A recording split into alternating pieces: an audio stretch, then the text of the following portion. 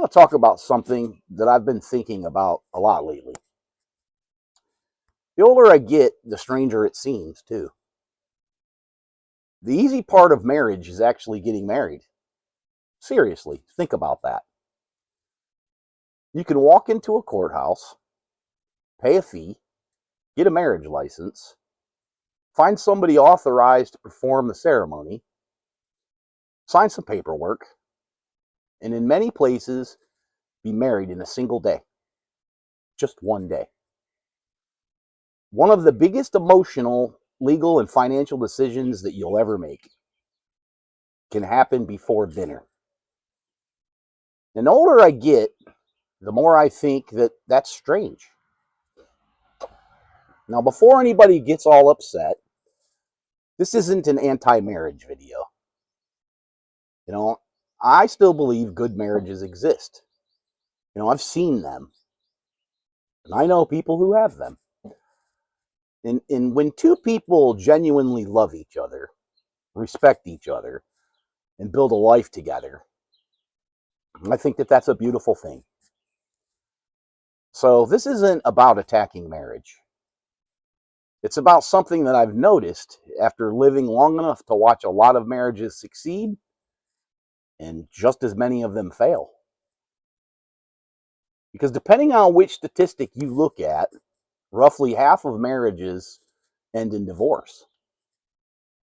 Think about that. We're talking about something with nearly a 50% chance of failure. Yet look at how little is required to get started. Pay a fee, get a license, and yes, I said pay a fee. Because whether people like hearing it or not, money changes hands right from the beginning. Then you find someone authorized to marry you. Maybe it's a pastor. Maybe it's a judge. Maybe it's somebody who became ordained online. Maybe it's your buddy from high school who filled out a form on the internet. And before anybody says I'm exaggerating, we all know that that's happening every day. Nothing against those people, so don't get all upset here. I'm simply pointing out how different that is from what a marriage, was originally intended to represent. Another fee, more paperwork, a few promises, a few signatures. Congratulations, you're married. And here's the thing that nobody really talks about. The front door is wide open, but the back door isn't. Because if you're one of the people that 50% statistic catches, everything changes. What took a day to enter into can take months or even years to leave. Now, there are attorneys, court filings, hearings, mediation, negotiations, deadlines, paperwork, stress, and cost. A lot of cost. I know because I've lived through it twice. And I've watched friends go through it. In fact, I'm watching one go through it right now. I've watched good people in general go through it. People who never imagined that they'd be sitting in a lawyer's office. People who never imagined they'd be standing in front of a judge. People who never imagined that they'd spend years trying to untangle a relationship that had already ended emotionally long before the paperwork even began.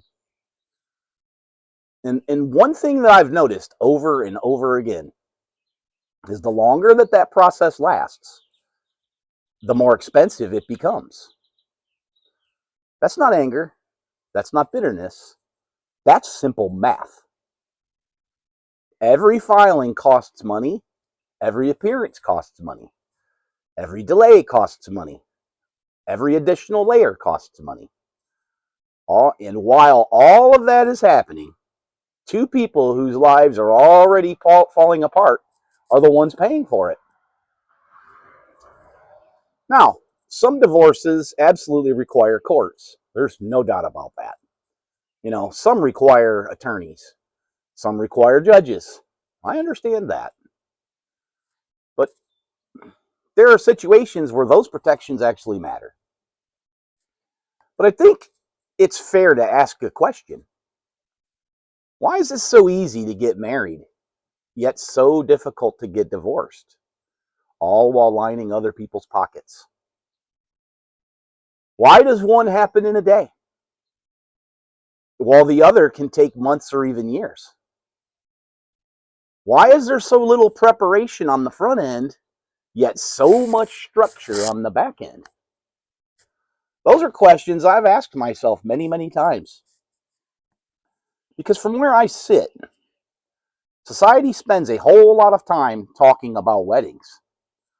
We spend a lot of time talking about rings. We spend a lot of time talking about the ceremonies.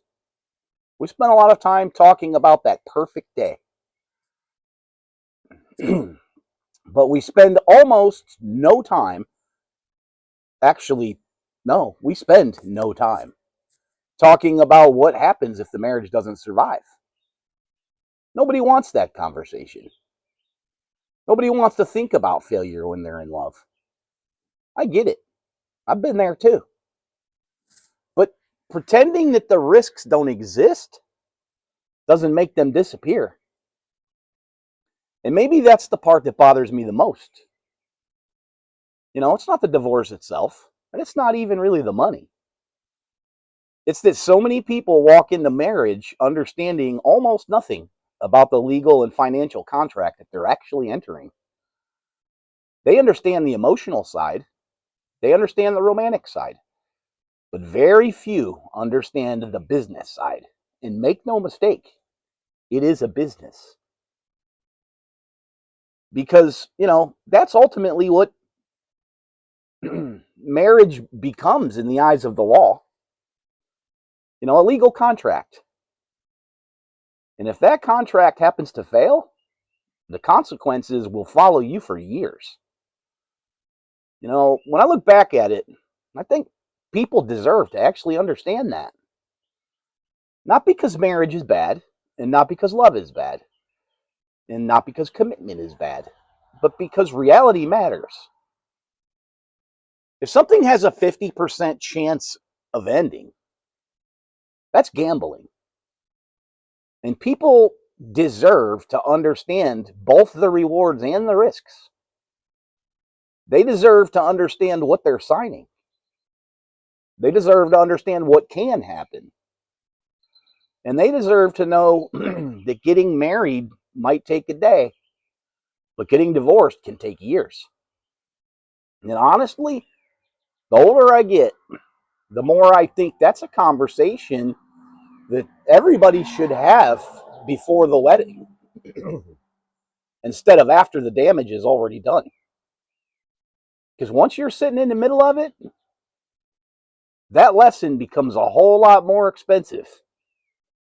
And make no mistake, the legal system creates fights that you didn't even know you were going to get into during it. And that's where it gets very expensive. Y'all have a great day.